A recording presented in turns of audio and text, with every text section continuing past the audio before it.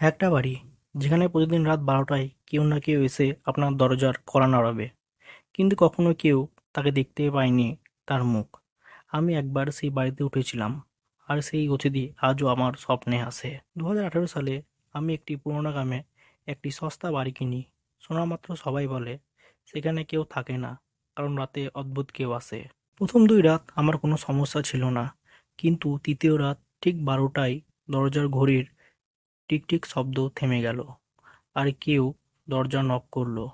আমি দরজা খুললাম, কিন্তু বাইরে কেউ ছিল না। হয়তো বাতাস ছিল, তাই ভাবলাম আমি। তবে পরের দিন রাতে আবারও একবার দরজা কেউ নক করলো। আমি এইবার ভিডিও ক্যামেরা সেট করলাম দরজার সামনে। ভিডিওতে দেখা গেল একটা কালো ছায়া ঘুরছে বাড়ির বাইরে, দরজায় নক দিল, কিন্তু তার মুখ বা হাত কেউ দেখতে পারে না, শুধু একটা অদ্ভুত ঠান্ডা বাতাসের শব্দ। আমি ভয়ে নিজের ঘরে তালা দিলাম। কিন্তু সেই রাতে আমার স্বপ্নে এলো সেই অতিথি। সে আমাকে বলল, আমি তোমার বাসিন্দা হতে এসেছি। পরের দিন সকালে আমি ঘুম থেকে উঠে দেখি দরজার সামনে ভিডিও রেকর্ডিং হয়ে গেছে, আর আমার ফোনে এক অজানা নাম্বার থেকে মেসেজ এলো, তোমার দরজা খোলা রেখো, আমি ফেরত আসবো।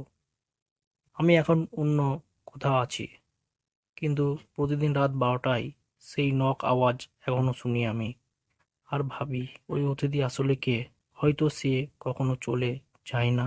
আপনার বাড়িতেও এমন অতিথি এসেছে কখনো? নিচে কমেন্টে লিখে জানাও। ও যদি ভিডিওটি ভালো লাগে, সাবস্ক্রাইব করো, না হলে অজানা অতিথি তোমার বাড়িতে চলে আসবে।